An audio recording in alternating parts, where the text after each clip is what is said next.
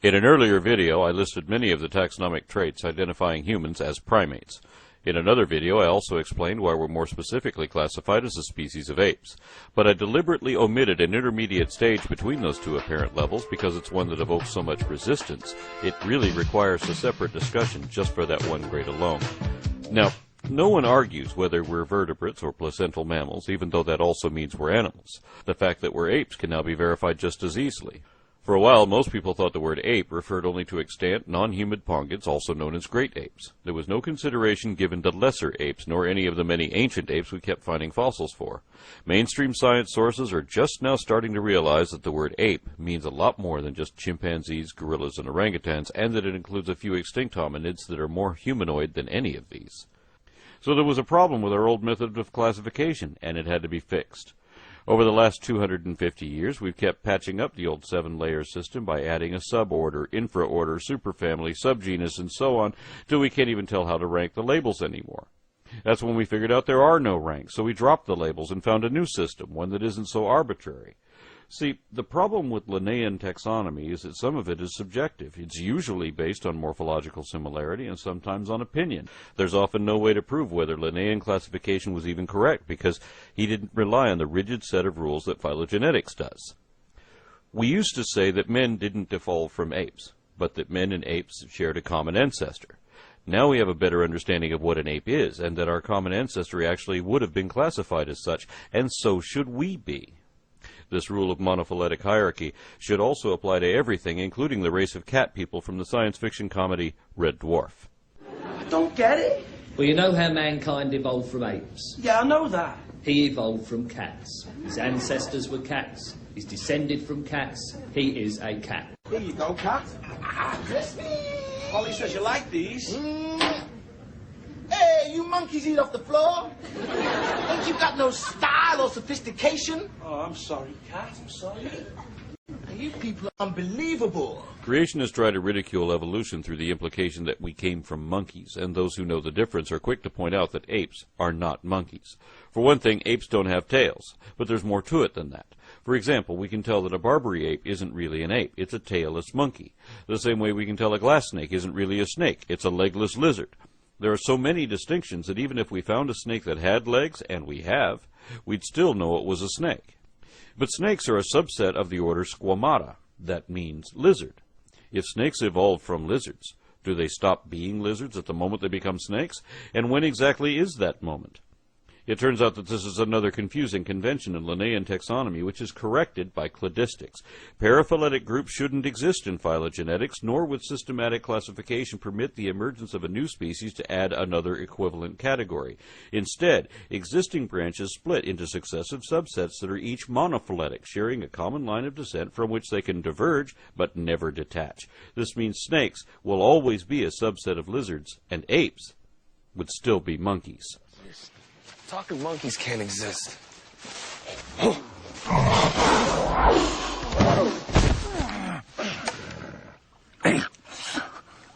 Monkeys are further down the evolutionary ladder.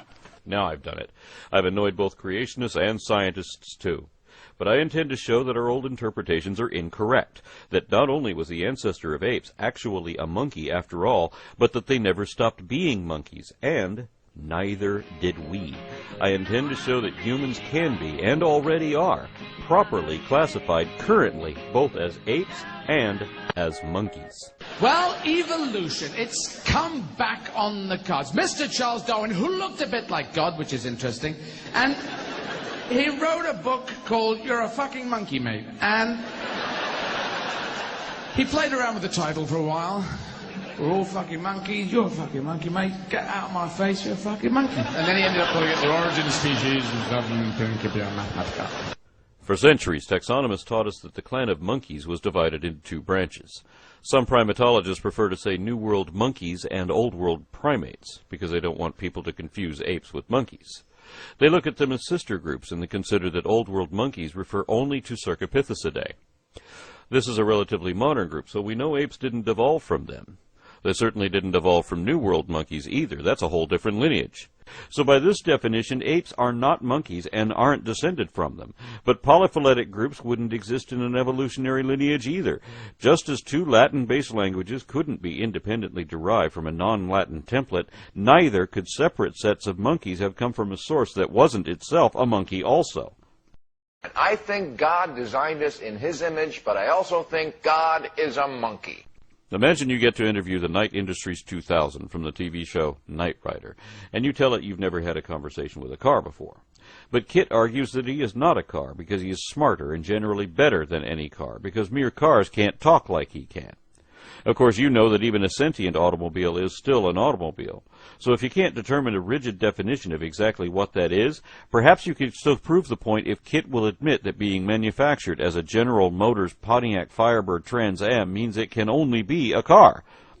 People deny their monkeyhood for the same reason, and that excuse can be refuted in the same way. Phenotypical taxonomy is character-based, an in-depth analysis of every morphological, developmental, genetic, or physiological trait. Systematic classification surpasses this by comparing these collectives to determine derived synapomorphies indicating a nested phylogeny, and that determines the clade, because phylogenetic hierarchy is the only consistent criteria for classifying diverse life forms stemming from an evolutionary lineage, and that is evidently where we came from. Ah, I see. So you mean we've traveled in time, but not in space? Listen, you semi-evolved simian, go climb a tree, will you? Go bang your heads together, Four Eyes. No. Your monkey has got it right. You've jumped forward many millions of years in time, whilst retaining the same position in space. Let's start with the definition of primates and then add the traits of each successive stage from there on. We begin with a pair of subsets and a transitional link between them, one that is almost a monkey. When referring to basal monkeys ancestral to ourselves, most scientists prefer to use the word anthropoid, one of two acceptable names for that clade, because regardless of phylogeny, scientists generally consider it incorrect or even offensive to refer to humans and other apes as monkeys. That's a colloquial term, not a scientific one. And it's paraphyletic, meaning all anthropoids except apes, just like apes used to mean all hominoids except humans. But saying all of them except for us is a Freudian admission that we already know we are one of them. Besides, the words anthropoid and hominoid both imply possession of human characteristics, so humans could hardly be excluded from either taxon.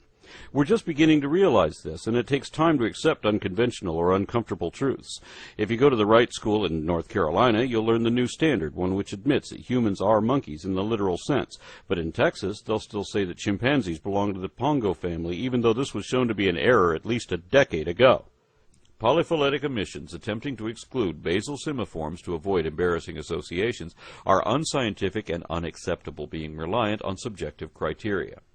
Common dictionary definitions are similarly inconsistent, incomplete, contradictory, and inapplicable. So are the absurd aspects of some layman's classifications. Obviously, we can't properly identify anything by single traits, nor can we say what something is by listing what it is not. Traits that are usually present still aren't definitive unless they are shared by all members. So the only way to properly classify anything is according to the collective characters common to everything already accepted in that category without making exceptions for certain ones. Consequently, cladistics has rendered some colloquial words like fish and reptiles virtually meaningless because they're as inconsistent with phylogeny as things that are gray. We must either assign consistent definitions or drop these words from our vocabulary of scientific terms. And it's important to note that while there are English words to distinguish apes from monkeys, other languages don't see this division. The Latin word for monkey is simian, and that is the other name of the clade to which apes and all other monkeys belong. At the root of the simian family tree is another transitional fossil, one which is universally recognized as a monkey and is described as such even by primatologists. Thus, this form represents the mother of all monkeys as well as their descendants in denial. The first division within that clade is between parapithecids, a diverse group of monkeys which are now all extinct, and the clade that remains, forming the next division. Here we have another transitional species bridging the morphological gap between the basal forms of both New World and Old World monkeys. Well, men are sort of evoluted from the Old World monkeys. Did you hear that, my friend? Old World monkey. Going to is the case. You and I aren't even descended from good American monkeys. In some respects, New World monkeys are actually older and more primitive than Old World monkeys, and contrary to popular opinion, Old World monkeys aren't a sister clade to apes because they're not limited to cercopiths. The fossil record reveals yet another set of catarrhines that are not only definitely monkeys, but are basal to both Cercopithecidae and Hominoidea. Most cladograms omit or ignore groups that are otherwise entirely extinct and thus perpetuate an erroneous illusion, especially since these groups are where the most transitional species are to be found. In this case, Aegyptopithecus was an ape-like monkey believed to be ancestral to Proconsul, a monkey-like ape, and the forerunner of all Hominoidea. The implication is inescapable even when there is a concentrated effort to avoid using the word monkey in a context which includes apes, and that's especially odd since the general public commonly recognizes chimpanzees and even gorillas as monkeys. If they're not monkeys, then what's the difference between them?